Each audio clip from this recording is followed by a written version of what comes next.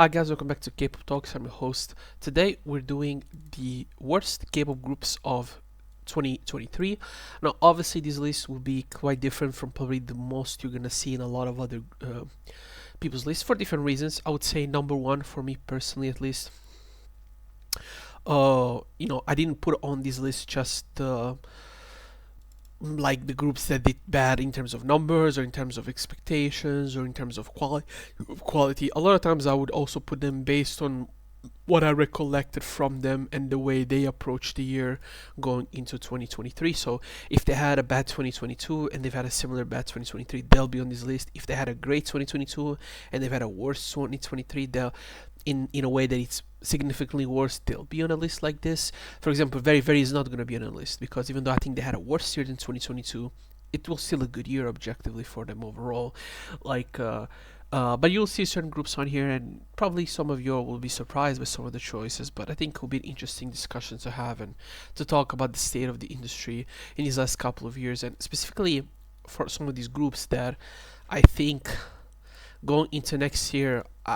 I think for some of them it's a make or break year. For others, it's I would say it's more of a year where they can look back and actually refocus and start anew going into the next season and be better, in my opinion.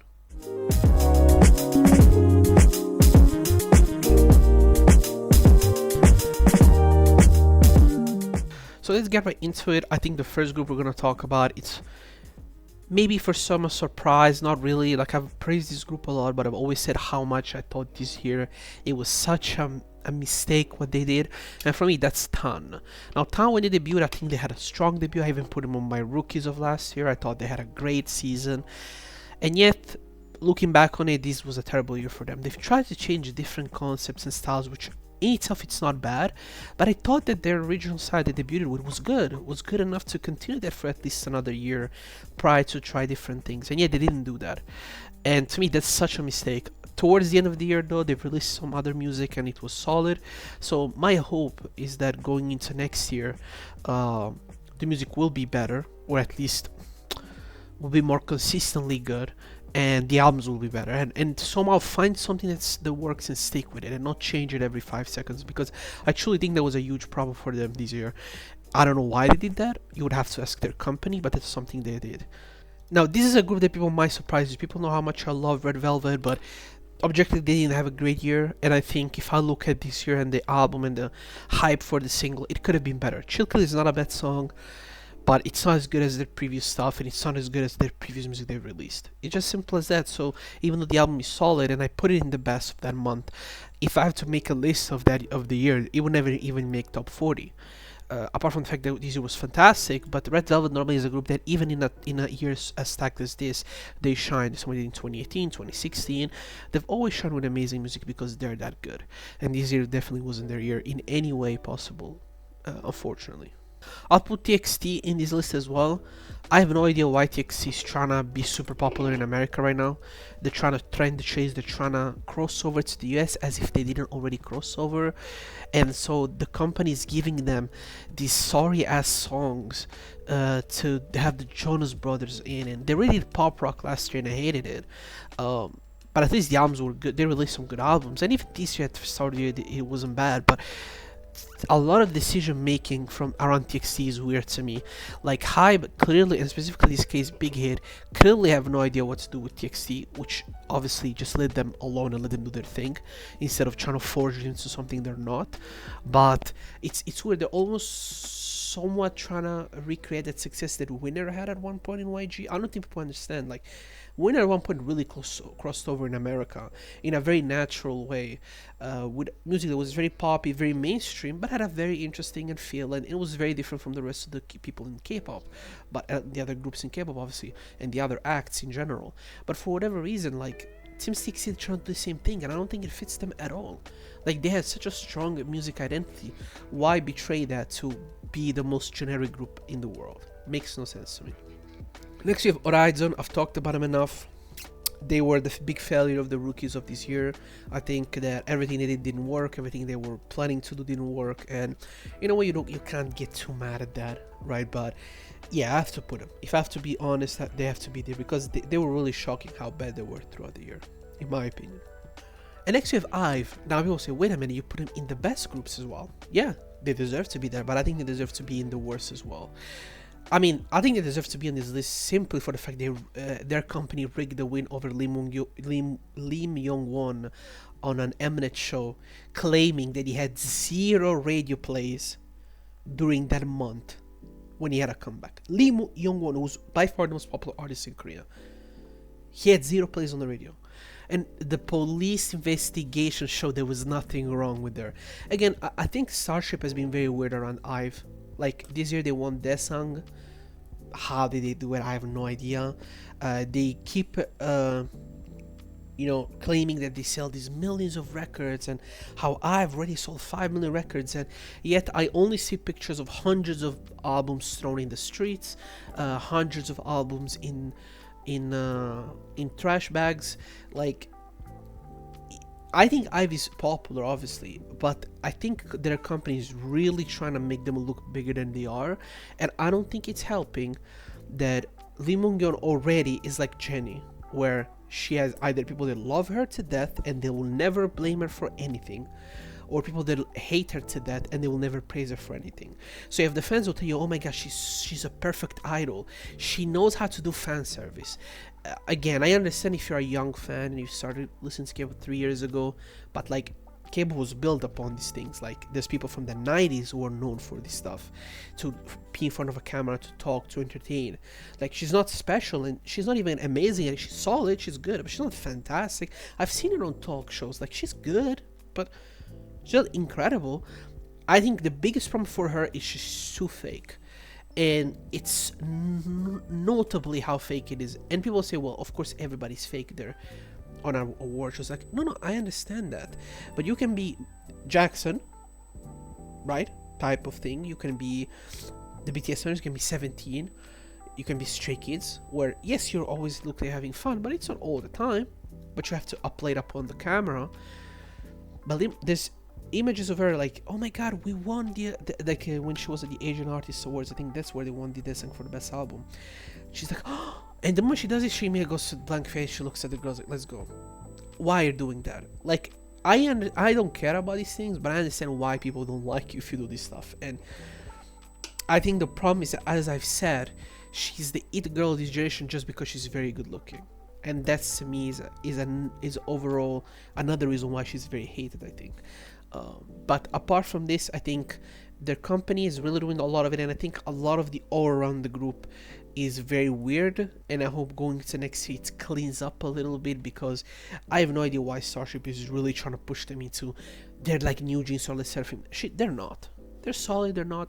They spent a lot of money into inflating their album sales, into making them look like they're more popular than what they are. But the problem is they're too much of a 1 to 2 people group, which is not the case for the Seraphim, which is not the case for New Jeans, which is not the case for obviously the other groups, and I can't think. aespa. It's not the case for even Kiss of Life this year. It wasn't the case for 50/50. It wasn't the case for Triple S. It's not the case for Twice. It's not the case for none of these groups. Purple Kiss. Just give you examples. So even though they're more popular, some of these groups, they're so heavily carried, and that person doesn't seem like, at least from the outside, doesn't seem to care so much about the group. Having said that, I think they deserve to be on this list for a lot of reasons, which is not the music objectively. Now, this might shock a lot of people, but I think APINK has to be on this list. The comeback was terrible. It was bad. The album was bad. I was pissed off. But you could almost predict it, because there was a lot of things that happened behind the scenes. Now was supposed to be part of this comeback, then she didn't. Then there was problems with the company. The company was putting time into another group. It became kind of weird, so they had to kind of rush the comeback. It's just not good. I mean, it's sort of not. It's been a decade since they released really underwhelming music, so I'm fine with it not being good. It's not the end of the world. Next, we have Xin. As I said about Orizon, it's the same thing. Disappointment overall, and you hope obviously for them to be better into next year. Next we have ONEUS. I think they had a very, very, very bland year. I mean, 2020 was good. Obviously 2021 was better, but like 2020 was still solid and an enjoyable year as a fan of ONEUS. But 2023, they didn't do anything important, and the music also got worse. And So you kind of do 1+1. It's not a good look for them. GIDLE, I think another year of mediocrity, another year where they get praised for doing stuff they don't. I think only in K-pop you can make such a superficial song as Queen Card, and people will tell you that it's a feminist song that praises women for who they like, for who they look, and yet they make you believe that Soyeon wearing glasses, full makeup, looking like a model is somehow ugly, but the moment she takes off her glass she becomes super good looking, with generic lyrics of course, which has been always the problem with GIDLE. But they've closed the year with a better music, and hopefully we're gonna go into next year as a sign of things to improve. P1 Harmony and I think Enhypen have the same problem. Heavily boosted groups by Hype and BTS fans and all of that shit, but time is always the truth teller, and I think for these two groups they're slowly but surely shrinking, going back into being a mid-tier solid group, but they can't cross over, they can't get more popular, they have no appeal, they have no chance to appeal because there's no variety shows anymore. There's no like place where they can showcase their personality. So if we just look at their music the way it is what it is a lot of the time, you know. So Teen Top, I was very hyped for this comeback for Teen Top, honestly, and let's just say they disappointed me. Yeah, I mean, listen, it was bad, really bad, and then the whole thing happened with, I always forget the name of their leader, who, you know, was smoking on a stream, and he was just talking about, you know, I'm doing this for the fans, I'm not doing this because I need the money, I have my business, I'm doing fine. And obviously haters and a lot of weirdos on the internet use that to hate on him, and I have no idea why the company just decided to kneel again. To what did they think, that if they did that they would get more money or more popular? Like, I have no idea. Like, this was supposed to be the last comeback as a full group, and it wasn't, because again it shows you why Teen Top's label was always fucking retarded. Like, honestly, I think if you can't see it through this comeback and all the dumb shit that happened around it, and how the company believes that this can affect some of their success till this day, when they've been the reason why the group was never able to skyrocket to an EXO level and infinite level when they could have. I think it's ridiculous, but it is what it is. Oh my god, I think I've talked about Oh My God a million times. I don't like when they do only summer songs and try to go for the super summer hit. I don't think it's their style. I don't think they make good music while doing it. But I know they're very popular and they make a lot of money doing it, so how can I blame them? But objectively, their music has, I think, fallen off of a cliff the last 3 years. So bad. IKON and GOT7, I'll put them all together. Remember when fans told me that JYP was the reason why GOT7 and IKON were not making a lot of music together? Not only they didn't make much music, but the music they made together was very forgettable and at best passable. IKON has gotten so much worse because like I said, BI is not working with the group. I thought, wait, once they were gonna leave, BI was gonna come back. How come he didn't come back? Maybe he'll come back in the future. I'm not saying this, but could it be that he felt betrayed? That probably after all the debacle that he had with the case and his personal life being spread around on the internet and his issues, they probably felt betrayed that people were not even talking to him after, which apparently it's what happened, as the rumors say. So, are people really surprised that he didn't want to come back with them? I don't think it's surprising, but maybe they'll fix their issues in the future. But I think BI was a huge reason why they were successful. He was the main producer. He understood the guys better than anybody else, I think. And once they left YG, obviously things just went to shit. And I think for GOT7, again, Bam Bam and Jackson they decide when we come back, because they are the money drawers. And if they don't want to come back, we don't work. And that it was how it was in JYP as well. That's why these companies are fine letting these groups go. When you have the Blackpink, YG saying, we find an exclusive contract working with Blackpink. They're not saying it because they're scared of people not investing in their company.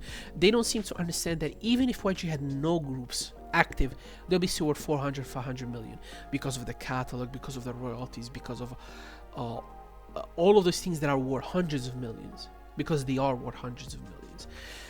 So they're investing into this company knowing that YG will always be successful, because they have a formula that works. Regardless of what people think, regardless of what people say about them, they've always been successful.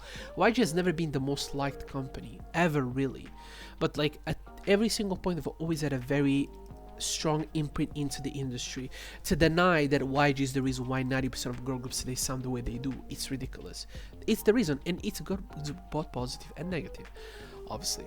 So for me, both I think groups have to kind of look back on themselves and start realizing that it's just not the company. And similar to Blackpink, like I say, it's Jennie and Lisa that decide when Blackpink has a comeback. If Jennie says no, there is no Blackpink comeback. If if Jackson says I have to work in China and I have to make something else and we can't come back these 2 months or work on an album, we're not gonna work on an album. And so these companies are more fine saying just go.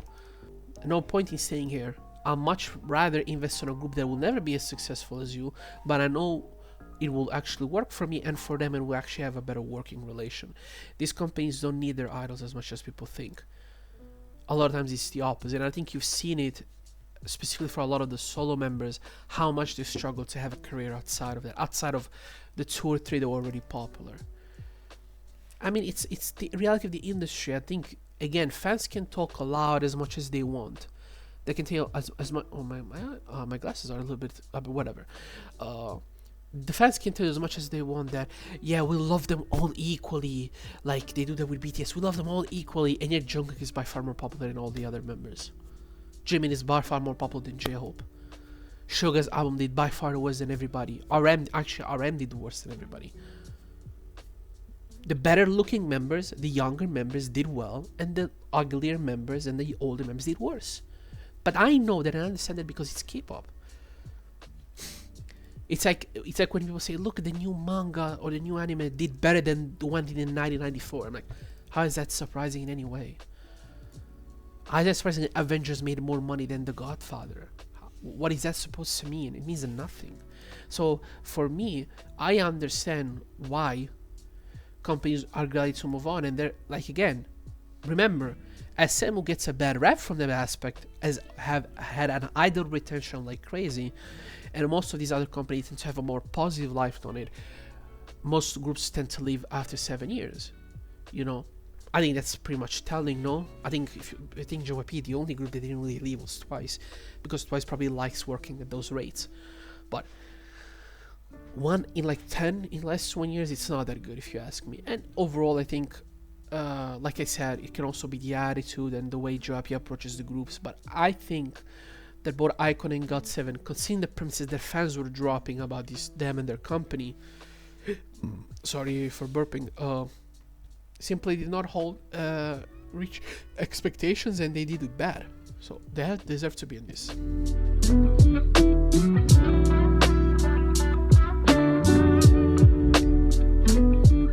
And this is it for the worst of the year in terms of boy groups and girl groups, obviously. Like I said, I think that there were definitely some surprises for me, some disappointment. Like APINK from was a huge TXT, but there's groups like obviously GIDLE and Blackpink, which I have every year, but not because I hate them. It's because I want them to be good. I used to be a huge fan of these groups, but if they don't be good, I think they deserve to be put at a lower level. It's just the reality.